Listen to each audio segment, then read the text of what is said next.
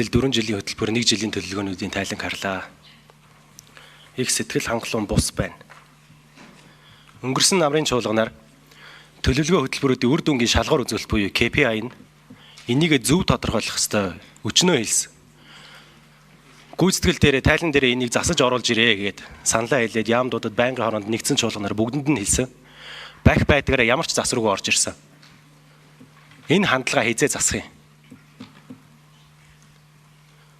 Өмнө нь бол би дандаа зүгээр тайлбарлаж эвлэгхнэр хэлсэн шүү дээ.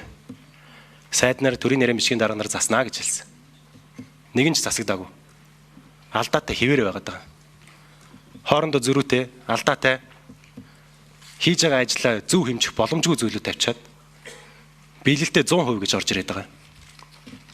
2020 оны засгийн газрын 206 дугаар тогтоолоор баталсан бодлогын баримт бичгийн хэрэгжилт үйл ажиллагааны хяналт шинжилгээ үнэлгээ хийх нийтлэг журам гэж баталсан. Тэрний 6-гийн 2-т заасан аргачлал нь байгаа. Тэрнийгээ баримтлахгүйгээр хяналт үнэлгээ хийсэн байна. Энийг яагаад ингэж хийсэн юм? Яагаад ийм баталсан журмаа өөртөө мөрдөхгүй байгаа?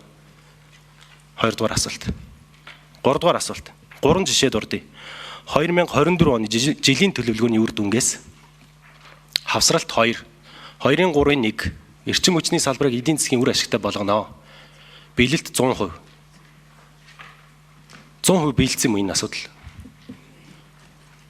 Цахилгааны үн нэмээд иргэдэд тэр дундаа удааг бууруулахад хөв нэмрээ оруулж байгаа.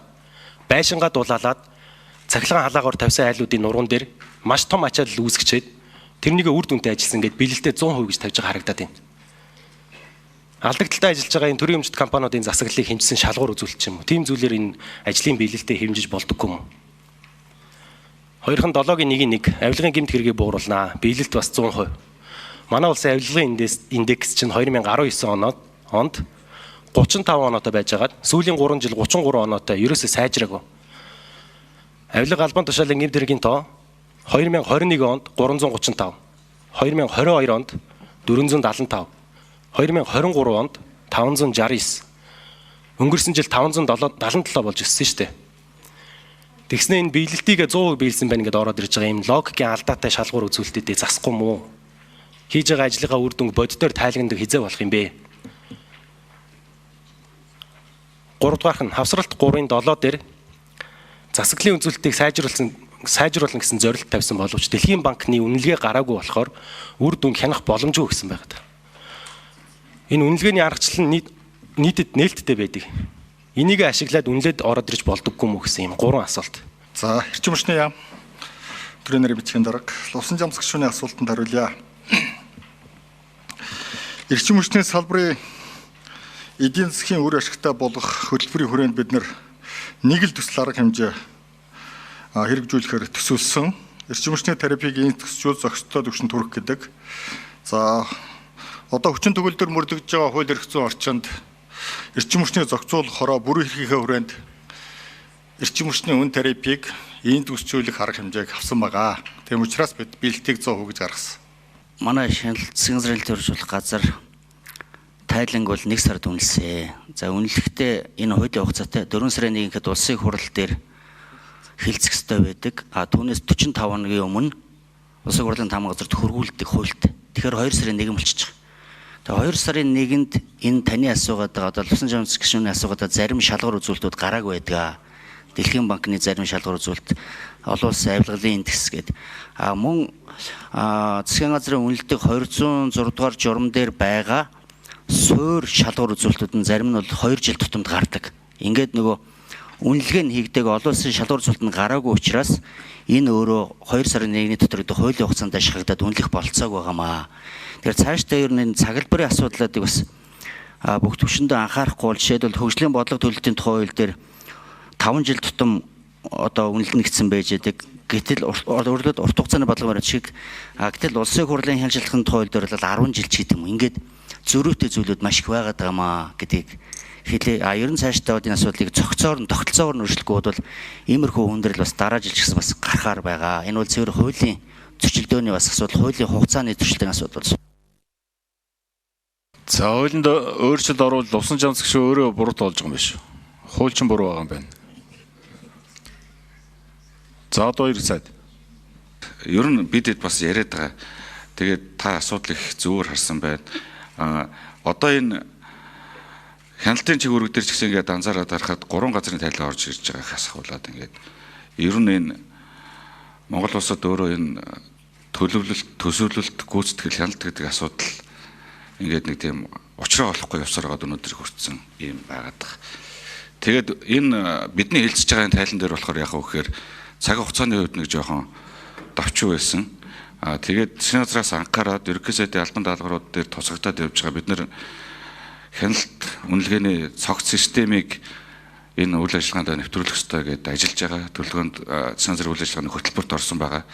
Тэгээд яг гүйцэтгэлийн хувьд бас олон яамдын олон сайдын эрхлэх асуудлын хүрээндх дүрм журмууд нэмэлт өөрчлөлт оруулах. Тэгээд шаардлагатай бол их хурлд бас асуудлаа танилцуулах чиглэлээр ажиллаж байгаа. Тэгээд энэ ажлынхаа явцыг бас бид энд дэлгэрэнгүй бас танилцуулнаа гэдэг хэлсэн. Ер нь бол шалгуур үзүүлэлттэй үйл ажиллагаа төлөвлөж байгаа субъект өөрөө гаргаад өөрөө тайлгандаг, өөрөө тайлангаа илгээдэг, ерөөсөө өөрөө өөрийгөө үнэлдэг систем рүү л энэ бас өөрөө орчод байгаа.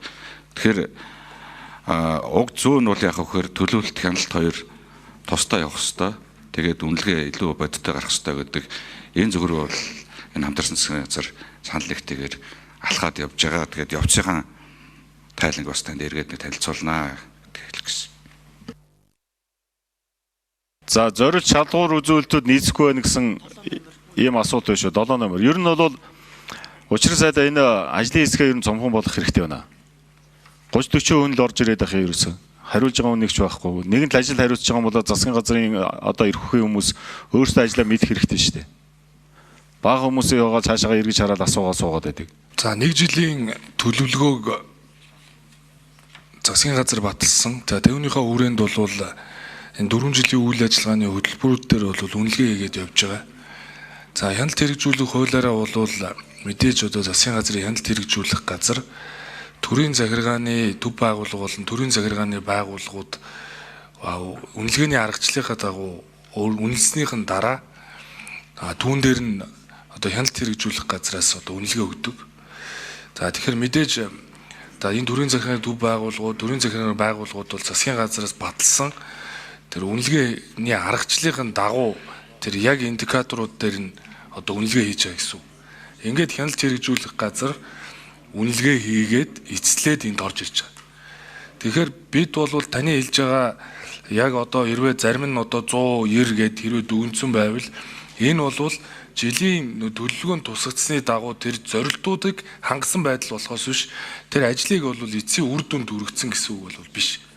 Анх тэр зорилтуудыг одоо тэр төлөвлөгөөн дээр тусгахдаа энэ ажил одоо магадгүй одоо юу гэдгийг техник эдийн засгийн үндэслэлийг зарлаад ажил эхлүүлнэгээ заасан бол тэрийг 100% гэж үнэлж байгаа болохоос биш ажил дууссны бол нэр бол биш.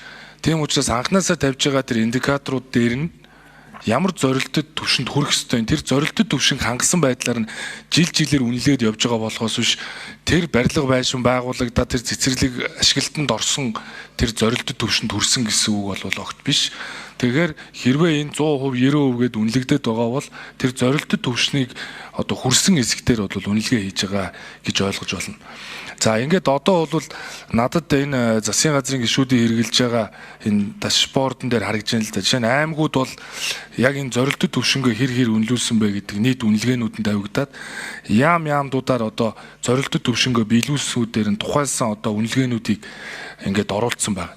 2024 оны эхний хагасд бол 52 байгууллагын 124 ажлаас нийт үнэлсэн ажил дээр 2023 оны эхний хагасд үнэлэгдсэн ажлаас бол 18%-аар одоо өндөр үнэлгээ авсан буюу зорилттой түвшинд одоо хүрсэн гэдэг ийм жишээ дүгнэлтүүд гээд энэ гаргацсан байгаа. Тэгэхээр бид бол яг нөгөө их хөвгөл төр суурилсан шийдвэр гаргах чиглэлээр бол ямар ч байсан үнэлгээнүүдийг ийм real time-аар цаг тухтамд нь хараад ингээд үнэлгээ хийгээд явж байгаа.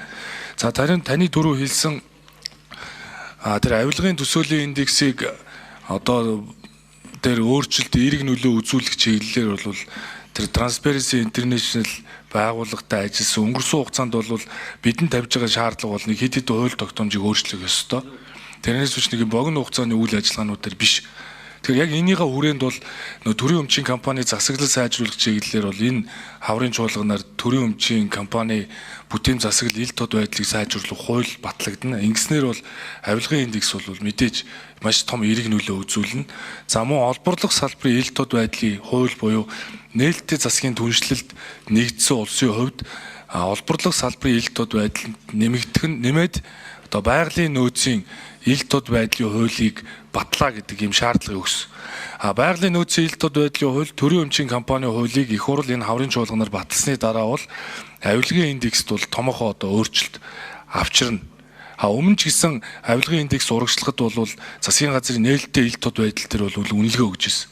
Түүн шиг бид нар тэр олон улсын олон улс төлөөс үүргүүдэд биелүүлээд энэ хууль тогтоомжуудаа одоо боловсруулад их хурлд бас өргөн мэдүүлсэн байгаа. Тэгээ энийг баталсны дараа бол өөрчлөлт өгнө гэж хэлье.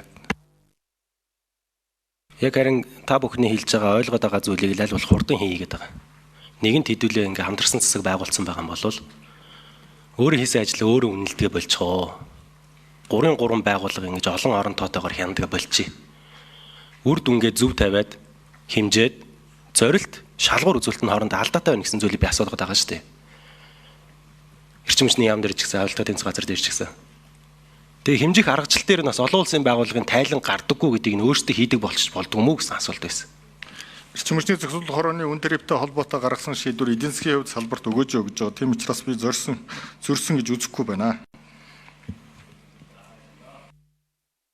Ер нь бол засгийн газраас энэ үнэлдэг 20 оны 26 дугаар журам бол бас жоохон хуучирцсан. Тэгээд засгийн газар дээр 3 журам бид нар үнэлгээ мониторинг холбоотой 3 цогц журмыг батлуулсан. Тэгээд удахгүй албажаад энэ юм хийгдээд явна. Ер нь бол засгийн газар дээр хийж байгаа ажил бол үр дүнтэй төлөвлөдөг, төсвөлдөг, гүйцэтгэлийн хяндаг энэ нэг цогц системийг бүрдүүлье гэдэг юм руу явж байгаа.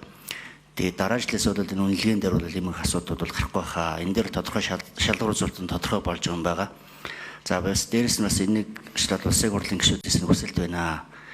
Энэ хуулиудын зөрчилдөөнтэй холбоотой асуудлыг бас шийдэхэд бас тав хүмүүст дэмжлэг үзүүлэх хэрэгтэй байгаа. Яг тэр Монголд энэ хуулийн бодлогын зөрүү, хуулийн хугацааны зөрүү ойлгомжгүй байдлаас болоод ингээд эзэнгүүдэд юмнууд байгаа. Энийг бас лувсан жавсгчтай бас урд нь бас би ажлын хэсгээр ярьж ирсэн.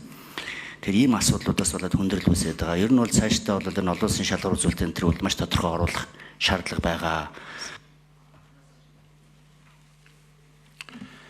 За хэрвээ хуулийн хийдэл байгаад болохгүй байгаа бол засгийн газар энийг өргөн барих үүрэгтэй шүү дээ. Энэ үүргээ бас хэдүүлээ бас мэдчих хэрэгтэй байна. Яг амьдрал дээр яаж хэрэгжүүлээд танаас ямар хүндрэл байгаа гэж чинь бид нар мэдэхгүй шүү дээ. Тэгээ тэрийг өргөн барих хэрэгтэй шүү ер нь бол. Хуулийн өөрчлөлтийг.